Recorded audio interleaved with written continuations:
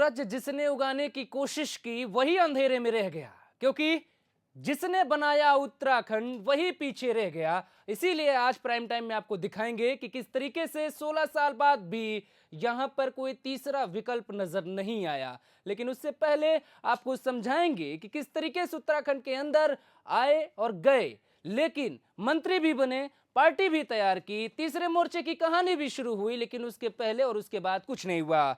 मैं आपके साथ अभिषेक शांडिल और आज कुछ इसी तर्ज पर उत्तराखंड में राज्य गठन के बाद से क्षेत्रीय दलों का हाल है कि जैसे वो आते तो हैं लेकिन कब जाते हैं पता नहीं चला।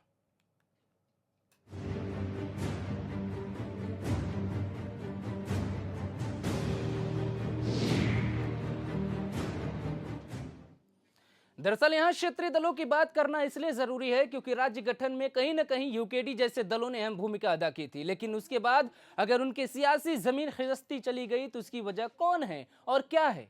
सूबे में विकास की परिपाटी में ये पार्टियां कहां ठहरती हैं, और ये पार्टियां अगर 4-3-1 सीट पर आके रुक गई, और कई पार्टियां तो ऐसी जिन्होंने 50-50 सीटों पर अपने विधायक बनाने की कोशिश के लिए कैंडिडेट उतारे, लेकिन 50 से सिर्फ आप 5 अलग कर दीजिए, 0 ही बचे। ऐसी स्थिति क्यों बनी, ये रिपोर्ट देखिए।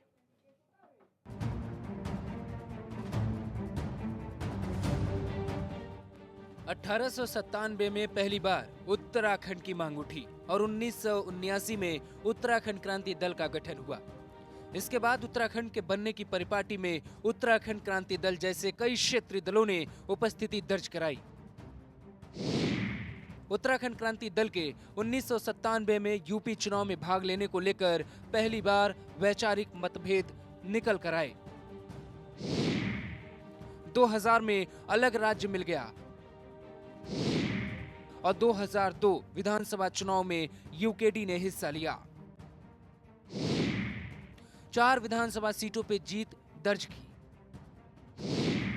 लेकिन 2012 के चुनाव आते आते उत्तराखंड क्रांति दल की गाड़ी एक सीट पर आकर अटक गई।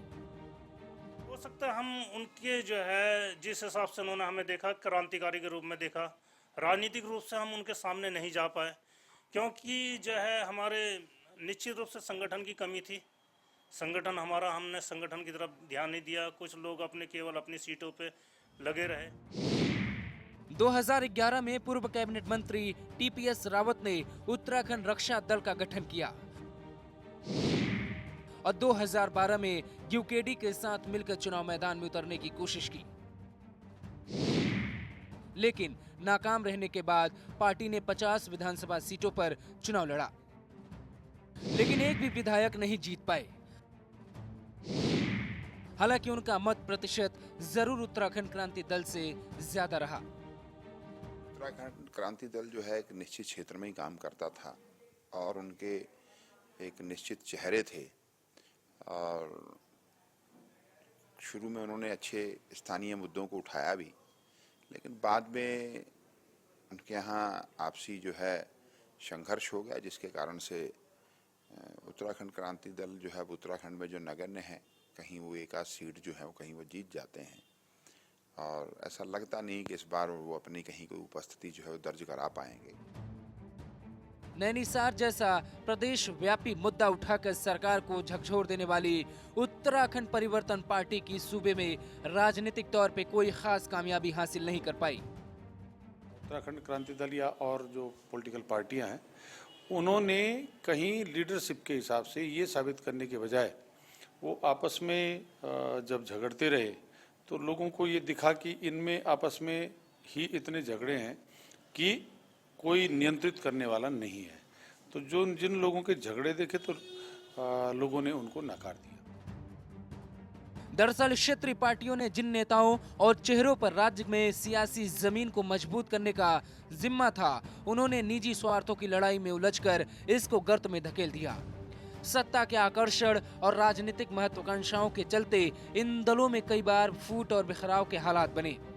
उत्तराखंड क्रांति दल सत्ता का भागीदार तो बना, लेकिन हर बार सिंबल पर जीतने वाले ने अलग राहें तलाशी।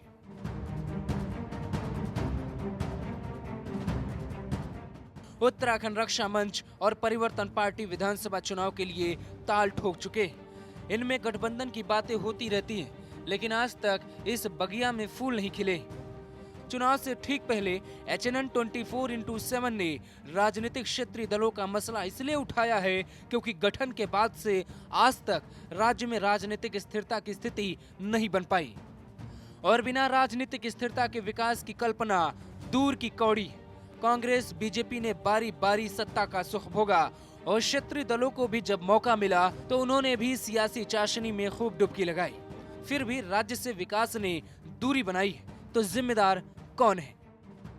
वकार आलम तुर्की, HNN 24x7। सूरत हालत ऐसी है कि जिस कुर्सी को लेकर चुनाव उतरी थी यूकेडी, उस कुर्सी पे बैठने के लिए ऐसी कौन सी बात थी कि कुर्सी पे नेता नहीं बैठ पाए? कौन बैठा फिर? अकड़ बैठा, घमंड बैठा, कौन बैठा? इस बारे में जानेंगे। और भी पार्टियां उत्तराखंड में पैदा हुई। 25 मार्च सन 2012 में थर्ड मोर्चा बनाने की बात उत्तराखंड में शुरू हुई। रक्षा मोर्चा ने इसकी शुरुआत की, लेकिन बैठक हुई। बैठक के बाद कांग्रेस और बीजेपी पर आरोप लगे, हुआ कुछ नहीं। सन 2002 में जब पहला बार विधानसभा चुनाव यहां पर हुआ तो यूकेडी ने पहली बार उत्तराखंड क्रांति दल के तौर पर राजनीतिक सियासी पारी उत्तराखंड में खेलनी शुरू की। 4 सीटें मिली। विवाद पार्टी के अंदर मिला। बैठेगा कौन? आप बैठेंगे या मैं बैठूंगा? बैठेगा कोई एक। और इसीलिए तीसरे विकल्प पे यहां पर अभी भी चिंता लगातार बनी है। बीजेपी और कांग्रेस लगातार सत्ता में बनी रहती हैं, एक बार बीजेपी, दूसरी बार कांग्रेस। लेकिन मुद्दा यह है कि तीसरा विकल्प अगर है तो वो वजूद में क्यों नहीं है? आज इसी मुद्दे पे बातचीत करने के लिए हमारे साथ स्टूडियो में बीजेपी से नरेश बंसल साहब हैं। आपका सर स्वागत है। कांग्रेस से आरपी रतूड़ी साहब प्रवक्ता हैं, आपका भी बहुत स्वागत। यूकेडी से शांति प्रसाद भट्ट साहब हैं, आपका भी सर स्वागत है। रक्षा मोर्चा से पीसी थपलियाल साहब हैं, आपका भी बहुत बहुत स्वागत है। आपसे राजेश बहुगुणा सर हैं, आपका भी बहुत बहुत स्वागत है। यूकेडीपी हमारे साथ बालवेंद्र सिंह नेगी हैं। यूकेडी और यूकेडीपी दो पार्टी के नेता हमारे साथ कहिए तो बैठे हैं, गलत नहीं होगा, लेकिन ये हैं एक ही, क्योंकि इनकी शुरुआत एक हुई थी, ये लड़े एक थे, आंदोलन की कहानी एक थी, लेकिन जब सत्ता की लड़ाई छिड़ी तो अलग अलग हो गए। दरअसल बात तीसरे मोर्चे की हो रही है। तो सबसे पहले सवाल यूकेडी से शांति प्रसाद भट्ट साहब, आपकी कोशिश पूरी हुई पर हकीकत में नहीं बदल पाए। देखिए, निश्चित रूप से जो आप कह रहे हो ये एक अधूरा सच है। अगर सच्चाई हम आपको बताएं कि उत्तराखंड क्रांति दल का जो जन्म हुआ था 79 में जी, वो अलग उत्तराखंड राज्य के लिए हुआ था जी। और हम उस दौर की बात बताएं आपको तो पूरे उत्तराखंड में अलग राज्य के लिए विरोध था जी। ये भाजपा तो थी नहीं तब 90 तक तो खैर जी, कांग्रेस ने विरोध किया, सीपीआई सीपीएम तमाम लोगों ने विरोध किया, मगर उत्तराखंड क्रांति दल ने धीरे धीरे धीरे धीरे इस आंदोलन को जन आंदोलन में कन्वर्ट किया। और हमारी उपलब्धि है कि जो उत्तराखंड के अंदर अलग राज्य का विरोध करते थे उन्होंने उत्तराखंड क्रांति दल का नेतृत्व स्वीकारा और संयुक्त संघर्ष समिति के बैनर के तले, जिसके अध्यक्ष काशी सिंह एरी जी थे, संरक्षक इंद्रमणि बडोनी थे, उनका नेतृत्व स्वीकारा और ये लंबी लड़ाई लड़ी और ये राज्य अस्तित्व में आया। मैं आपको बताना चाहता हूं, उत्तराखंड क्रांति दल ने जब तक राज्य नहीं बना, हमने 1996 में, क्योंकि जनमानस हमारे साथ था, हमारे प्रेरणेता स्वर्गीय इंद्रमणि बडोनी जी ने कहा था उस समय पर कि जनता हमारे साथ है, हमको राज्य चाहिए। अगर राजनीतिक मसलों से लोकतांत्रिक तरीके से हम राज्य की मांग करेंगे तो लोकसभा में 5 सांसदों से हम राज्य नहीं ले सकते। जिस तरह का षड्यंत्र आसाम, नागालैंड, मिजोरम, बिहार और कलकत्ता में हुआ है क्षेत्रीय दलों के साथ, यदि उत्तराखंड में भी वो षड्यंत्र हो गया तो हमारा राज्य पीछे हट जाएगा और हम अलगाववाद की ओर चले जाएंगे। तो शांति प्रसाद भट्ट बहुत साहब, बहुत मुझे बात कंप्लीट करने दीजिए, 2 बात। भट्ट साहब सुनिए आप। जी जी सर, बोलिए। आपको 16 साल मिला बताने के लिए, उल्लेख करने के लिए, समझाने के लिए, लेकिन सर हालात ऐसे कि आप सिर्फ एक सीट पे बचे।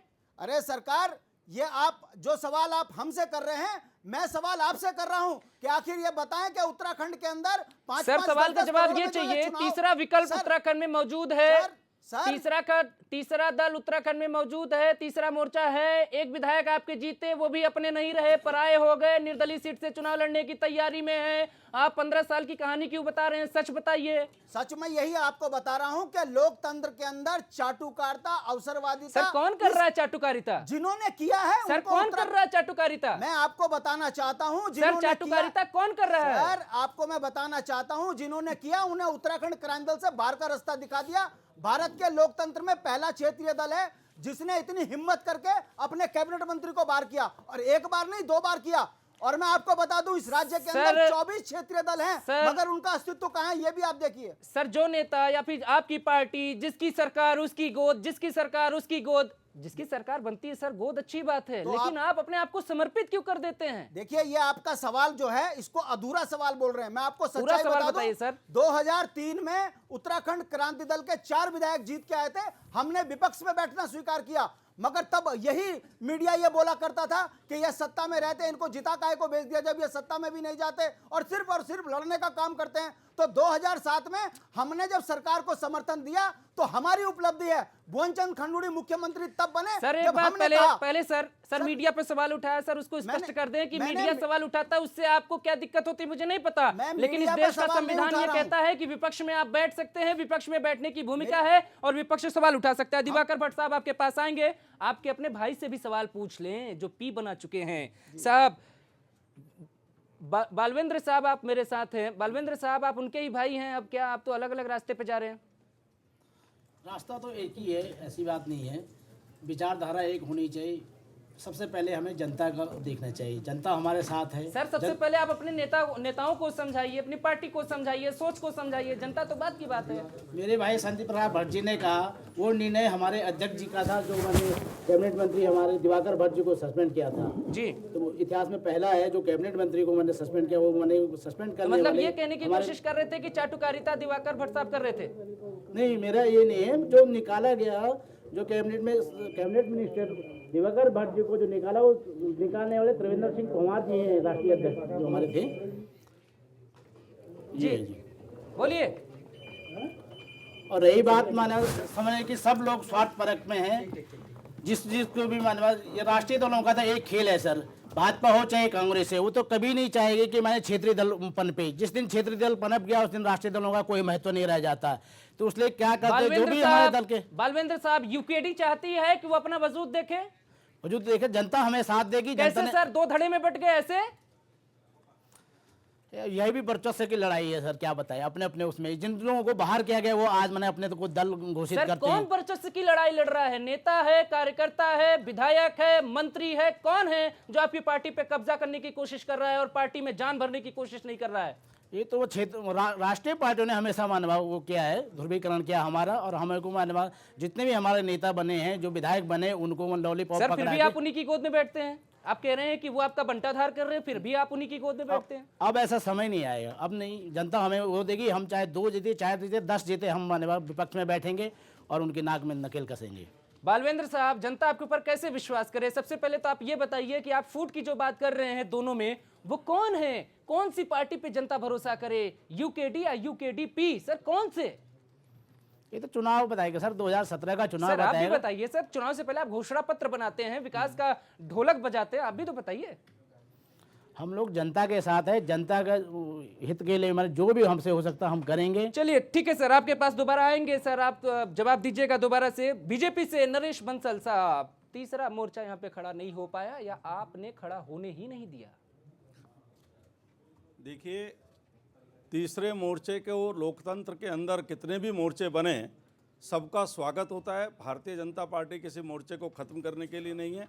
हाँ, हर एक राजनीतिक दल अपना जन समर्थन बढ़ाने के लिए काम करता है। हमने भी जन समर्थन बनाने के लिए निरंतर संघर्ष किया है, निरंतर काम किया है। उत्तराखंड के आंदोलन में भी बहुत सारे मेरे मित्र भी कहते हैं कि भाजपा तो कोई थी नहीं। भाजपा 1980 में बने और उसके बाद 86 में भारतीय जनता पार्टी ने उत्तराखंड अलग राज्य बनना चाहिए, इसको अपने हाथ में लिया, आंदोलन में आए जी। गैर राजनीतिक दल आंदोलन में रहेंगे ये कह करके उत्तराखंड ने ही राष्ट्रीय दलों को उसमें आंदोलन में आने से रोकने का क्रांति दल ने प्रयास किया जी। लेकिन फिर भी हमने आंदोलन, मुझे अपनी बात कहने दीजिए, मैं आपकी उसमें बिल्कुल बोला नहीं, चुप रहा। और इसका प्रयास किया गया, बार बार कहा गया, हमारे विधायकों को, हमारे एमपीओ को कालिक पोतने तक का काम किया गया ताकि वो आंदोलन में भाग न लें, ये कह करके कि गैर राजनीतिक दल रहे हैं और अपने आप राजनीतिक दल रहे। लेकिन हमने फिर भी जितना हमारे हिसाब से हो सकता था संघर्ष किया। उत्तराखंड क्रांति दल, बता दे कौन आदमी इनका उत्तराखंड के आंदोलन में मीसा में रहा? मेरी पार्टी के 2 नेता मीसा के अंदर रहे। श्री राजेंद्र शाह स्वर्गीय हो गए, श्री विनोद चमोली उसी में आंदोलन में रहे हैं, मीसा में रहे हैं। सन इधर उधर आपको अगर जागो 87-88 के 19 दिनों में रहे हैं, 91-92 में गए। बंसल साहब, अब उत्तराखंड, मैं पूरी बात कर रहा हूं। उत्तराखंड लेकिन उत्तराखंड कौन है तो क्रांति इनका दल के अपना भावनाओं पे है। इनके पास चोट कर रहे हैं मुद्दे सर। नहीं है, उनके पास वो कह रहा हूं नेतृत्व ना, नहीं इनसे है, जरा सन पूछ इनका लीजिए, कब नेतृत्व हुआ था ये, उसमें जाता कब है। हुए थे मीसा में विनोद बंद? चमोली यहीं पर है, राजेंद्र जरा साहब पूछ स्वर्गीय तो हुए लीजिए, बता दोनों देंगे तो मान उत्तराखंड जाएंगे हम। आंदोलन में रामपुर बंसल कांड साहब, के बाद मीसा आप में भावनात्मक चोट कर रहे हैं बंसल साहब, गुस्सा हो जाएंगे उत्तराखंड क्रांति दल के। मजा लेने मलाई खाने के सनक लिए को आप यहाँ विवाद पर- मत यहाँ बनाइए। पर जो है अगर फर्जी वो बातें करने आंदोलन लगे। में मीसा में नहीं जनता रहे सब होंगे समझ रही तो है। मैं राजनीति से भारतीय संन्यास जनता ले लूंगा, पार्टी ने जिस तरह का मैं राज्य राजनीति दिया छोड़ है, दूंगा। जिस तरह अगर का मेरे राज्य दिया मेरी है, पार्टी आज के वो लोग जनता भुगत रही है इसका उत्तराखंड परिणाम। आंदोलन में मीसा में जल नहीं रहे जंगल होंगे जमीन हमारे तो मैं गिरवी रख राजनीति दिया छोड़ उत्तर दूंगा। प्रदेश के हाथ में। आंदोलनकारियों को आज इस तक प्रकार न्याय की नहीं बात मिला। मत करिए। कैसी पार्टी है इनका आपकी? काम केवल- हमारे सर सालों नरेश से बंसल ज्यादा साहब, आप उत्तर राजनीति प्रदेश छोड़ में देंगे अगर हमें मिस आंदोलन गुलाम में बना नहीं के थे रखा। आपके नेता मैं ये तो कहना चाहता हूँ उत्तराखंड गुलाम बना के रख दिया भारतीय जनता पार्टी ने। अगर जन समस्याओं को जिस उठाने दिन का काम सत्ता करे, आ गई, भारतीय संघर्ष जनता करे, पार्टी केवल के सारे कांग्रेस और कारनामे बीजेपी को जनता के सामने रख दिए जाएंगे। केवल कांग्रेस भारतीय और जनता बंसल पार्टी साहब, ने धोखा किया है काम पार्टी करते आप से। हैं। राजनीति इनके छोड़ पास देंगे। कोई मुद्दा नहीं है, कोई काम नहीं करते और जब सत्ता में आ जाते हैं तो काम तो सत्ता की आपने मनाई किया, लेते हैं। स्टूडियो घोटाला इन्हीं के किया, नेता काम तो इन्हीं के आपने नेता किया इनकी है, बात नहीं कुंभ मानते। घोटाला आपने किया है, इन्हीं के नेता इनकी हमारे बात नहीं मानते। संसाधन बेच दिए, उत्तराखंड आपने क्रांति दल NRHM घोटाला किया है। देखिए, इस कौन-कौन प्रकार से डिबेट घोटाले नहीं हैं हो जो सकती। आपके नहीं हुए? जब ये बोले तो मैं बिल्कुल नहीं बोला। तो आप अगर इस सत्य प्रकार की बोलिए। डिबेट नहीं है, आप सर, सत्य आपका बोलिए। समय आएगा, नरेश आप बंसल बोलिए, साहब, आप सत्य आप मेरी बात बोलिए। का खंडन करिए। आप शांति सत्य भट्ट साहब, बोलिए। मैं शांति तो- भट्ट साहब, एक आप मिनट। क्या सत्य झूठ बोलिए, बोल रहे मैं हैं? चुप रहूंगा। बिल्कुल, मैं आप ऐसे झूठ ऐसे बोलेंगे, डिबेट मैं बोलूंगा। ऐसी ये डिबेट गलत है। मैं आप सत्य अपने बोलिए, समय पे मैं बोलिए, आपके सत्य के समय साथ पे खड़ा बोलिए। रहूंगा। ये अगर आप गलत है। झूठ बोलेंगे, मैं इस प्रकार बर्दाश्त से नहीं डिबेट करूंगा। नहीं हो सकती। आप झूठ ना ये बोले कोई बस। डिबेट है, मैं झूठ बोल रहा हूँ, आपका समय आएगा, आप खंडन करिए।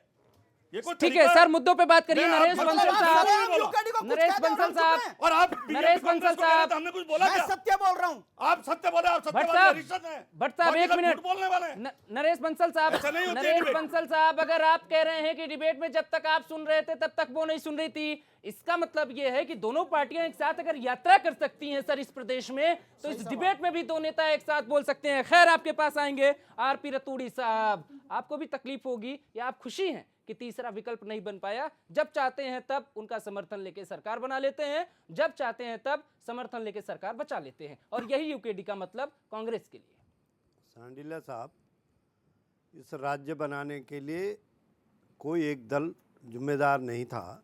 यहाँ की जनभावनाएं थी, यहाँ के तमाम लोग थे, सभी राजनीतिक दल के लोग उसमें सम्मिलित थे।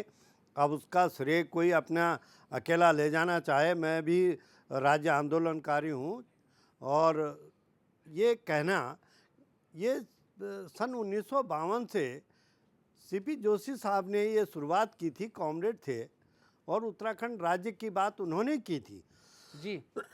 उसके बाद निश्चित तौर पर ये जब ओबीसी आरक्षण शुरू हुआ उत्तर प्रदेश 1994 1994 में उत्तर प्रदेश में जी 87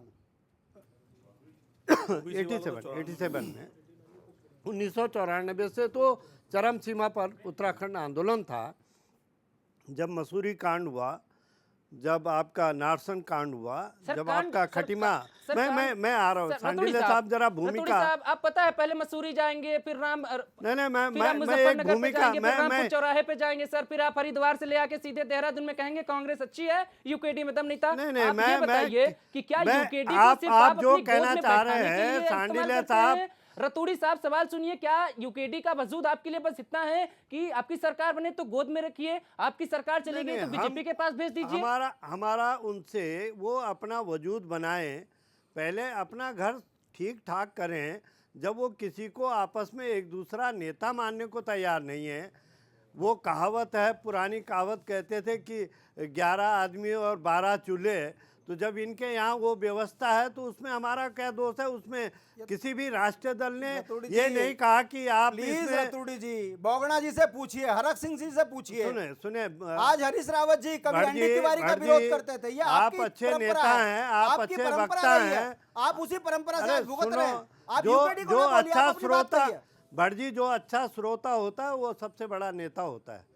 खाली सही बोलिए ना सर। इंटरेक्शन मैं अपनी बात कह रहा हूँ ना, मैं जिसकी पार्टी का आदमी हूँ उसकी बात कह रहा हूँ। आप अपनी बात कहें, क्या पता मैं आपकी बात पर बिल्कुल कतई सहमत नहीं हूँ, पर सवाल ये है कि इसका श्रेय आप अकेले नहीं ले जा सकते हैं कि राज्य बनाया। राज्य बनाने में सब लोगों का साथ था। सवाल यह है कि यूकेडी अपने अस्तित्व की लड़ाई स्वयं लड़ रही है, इसमें कांग्रेस बीजेपी का कहाँ हाथ है? सर, क्या आरपी हमने रतूड़ी इनको साहब, समाप्त किया? आरपी रतूड़ी साहब, कांग्रेस से कितने शहीद हुए? क्यों? कांग्रेस के बहुत सारे शहीद हैं। क्या भाजपा के शहीद, क्या यूकेडी के शहीद हुए? सर, वो अगर आप- उत्तराखंड के लोग थे, गई है। वो सारे बच्चे उत्तराखंड के शहीद थे। ये हमारा यूथ कांग्रेस का था कभी जमाने में, ये लड़का ठीक जो है सर, रावत आप है। राज्य बनाने के पहले की कहानी सवाल पे वो बात नहीं करना कह रहा चाहते हैं मैं। सर, हम नहीं, राज्य नहीं, बनाने के शहीद बाद होने की का कहानी पे बात करना चाहते हैं। हमारे रतूड़ी साहब, आप 16 साल पहले चले गए, हम 16 साल वर्तमान की बात कर रहे हैं जब राज्य बन गया था। आम आदमी पार्टी से राजेश बहुगुणा साहब, आप भी आ गए हैं तीसरे मोर्चे के तौर पे। आपको विकल्प, अभी आपकी पार्टी तो डिसाइड ही नहीं कर पाई है चुनाव लड़ेगी नहीं, लेकिन उसके पहले एक सवाल पूछना ये जरूरी है कि तीसरा विकल्प क्या आप तैयार कर लेंगे?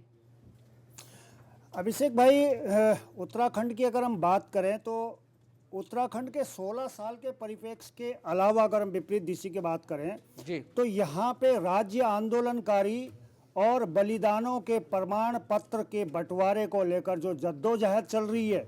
सर तीसरे विकल्प पे सवाल है सर, आरटीआई का खुलासा नहीं कराना आज, आप तीसरे विकल्प पे सवाल बताइए। जी, मैं तीसरे विकल्प पे आ रहा हूँ अभिषेक भाई। जी। आम आदमी पार्टी का शुरू से ये विजन रहा है कि आम आदमी पार्टी चुनाव लड़ने नहीं आई है, आम आदमी पार्टी व्यवस्था परिवर्तन करने आई है। तो आम आदमी पार्टी उत्तराखंड में अपने संगठन को लेके बूथ लेवल से लेके अपने स्थानीय लेवल तक उसको मजबूती की तरफ आगे बढ़ रही है। लेकिन मैं एक बात फिर दोहराना चाहूँगा कि आम आदमी पार्टी का लक्ष्य पूरे देश में कहीं भी मात्र चुनाव लड़ना नहीं है। हमें जिस दिन अपनी चुनाव की परिस्थितियां अनुकूल लगेंगी उस दिन हमारी पार्टी का शीर्ष नेतृत्व इस पे अपना निर्णय लेगा। लेकिन हमारे अंदर वो चीज़, वो आतुरता नहीं है, वो पद लोपन नहीं है, वो प्रमाण पत्र लेने की होड़ नहीं है। जो आज 16 साल में जो उत्तराखंड जिस हाशिए पर पहुंचा है, उस हाशिए के जो लोग जिम्मेदार हैं, उस तरीके की राजनीति का आम आदमी पार्टी विरोध करती सर है। हाशिए पे सर इस वक्त विकास की बात तो कल कर लिया था हमने, हाशिए पे सर तीसरा मोर्चा है, हाशिए पे सर आप भी हैं यहाँ पर, इसीलिए आपसे सवाल है कि क्या आप उस हाशिए पे लौट आएंगे जहां से आप खड़े हैं इस वक्त? नहीं, हाशिए पर हम बिल्कुल भी नहीं है। हमारी पार्टी ने कभी भी उत्तराखंड में जनता को वो वादे नहीं करे, जनता से उस तरह के कोई लोभ लुभावन वादे सर नहीं आप करे, वादे सपने करेंगे नहीं सर दिखाए। चुनाव में? दिल्ली में सर बहुत सारे वादे हैं सर, गिनाने का वक्त नहीं है इस वक्त। रक्षा मोर्चा से पीसी थपलियाल साहब हमारे साथ बैठे हैं। सर आपने 2012 में बहुत शोर काटा था, याद होगा, जनवरी फरवरी मार्च हंगामा था, तीसरा मोर्चा बनेगा, तीसरा विकल्प तैयार हो जाएगा उत्तराखंड में। चुनाव के बाद कहीं नजर नहीं आया, 5 साल हो गए। बिल्कुल, ये हमारी ईमानदारी का परिचय है और विश्वसनीयता का कि नवंबर 2011 में हमारा गठन हुआ और 3 महीने बाद हम चुनाव में गए और चुनाव में जाने के बाद हमने तीसरे नंबर पे जनता का विश्वास हासिल किया। हमने उसके बाद ये समझा कि इस राज्य में धनबल की लड़ाई में हम कमज़ोर पड़े और हमारे कई नेता जीते जीते रह गए क्योंकि हमारे पास वो ताकत नहीं थी जो भारतीय जनता पार्टी और कांग्रेस के पास थी।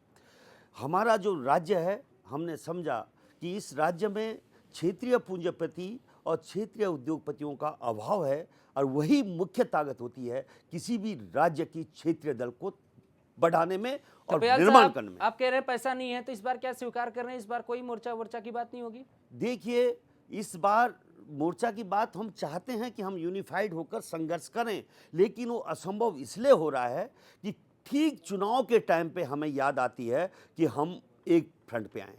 हमें साथ साथ संघर्ष करते हुए जब हम आगे बढ़ें तब जाके किसी भी मोर्चे का निर्माण होता है, ये हम जानते हैं। इस राज्य में तीसरी ताकत केवल हम क्षेत्रीय दल नहीं, भारतीय कम्युनिस्ट पार्टी को भी हमें नहीं भूलना चाहिए, जिसने के comrade PC Joshi, CP Joshi कहा था आपने, मैं पीसी जोशी थे जिन्होंने सबसे पहले इस मुद्दे को उठाकर और उसके बाद 1967 में संघ से ऋषि वल्लभ सुंदरयाल एक बहुत फायर ब्रांड नेता हुए थे, उन्होंने दिल्ली तक इस गूंज को उठाया था। उसके बाद 78 में एक युवा सर जी, जब हमारे उत्तर जी, आपके पास अभी कोई ऐसा युवा है जो तैयार कर सके तीसरा विकल्प? देखिए, युवा को हम इसलिए नहीं ला पा रहे कि युवा को आगे ले जाने के लिए एक विशेष तौर से आपने देखा होगा कि भारतीय जनता पार्टी और कांग्रेस के जो युवा प्रकोष्ठ हैं और उनकी जो छात्र यूनियन हैं, उनको कितना धन ये मुहैया कराते हैं वो हम नहीं करा पाते। इसलिए हमने अपनी रणनीति के तहत हम ये जानते हैं कि सर चुनाव धन से लड़ा जाता है क्या?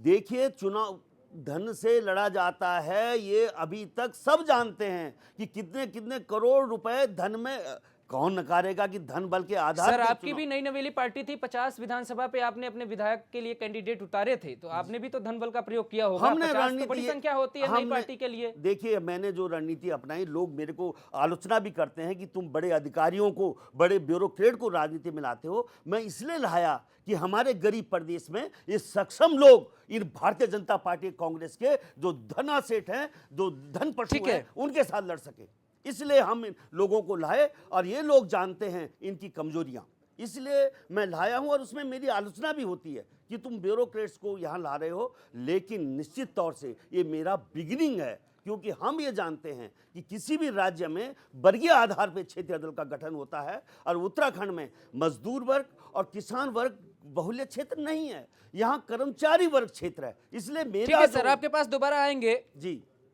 शांति प्रसाद भट्ट साहब से पूछना इसलिए जरूरी है क्योंकि उनसे भी पूछा जाना चाहिए, वो भी आपके उस सुर में सुर मिला रहे थे जब आप गठबंधन की बात कर रहे थे। हुआ कुछ नहीं। भट्ट साहब, जनता को आप ये बताने की कोशिश करिए कि किस तरीके से आप लोग विफल हो गए। बस छोटा सा सवाल है, ब्रेक पे जाना है सर, जल्दी। सिर्फ और सिर्फ जनता को आज भी, पहले भी और आगे भी हम यही बता रहे हैं कि आपका ये छोटा सा जो राज्य है, इसके जल जंगल जमीन उत्तर प्रदेश में गिरवी है। आज भी 5 राज्यों में हमारा पानी गिरवी है। हमारे खनन से लेकर तमाम संसाधन जो है बाहरी हाथों में लूट रहे हैं। और आप लोग समझ जाओ, भारतीय जनता पार्टी, कांग्रेस उत्तराखंड का विकल्प नहीं हो सकते।